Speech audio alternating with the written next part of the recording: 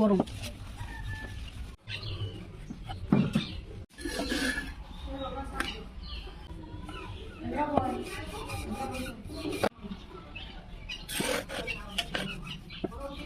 রুটি সব শেষ।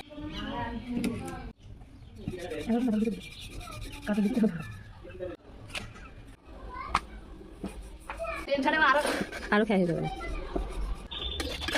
এটা কিন্তু মাটির চুলা, আর রান্না করার পরে এরকম মানে একটু হয়ে গেছে, লেপার পরে আবার ঠিক হয়ে যাবে।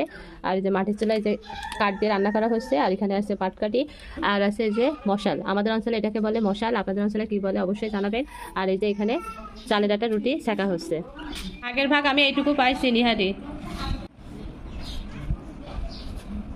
এই যে এইটুকু আমার বিসমিল্লাহ বলে খাওয়া শুরু করে।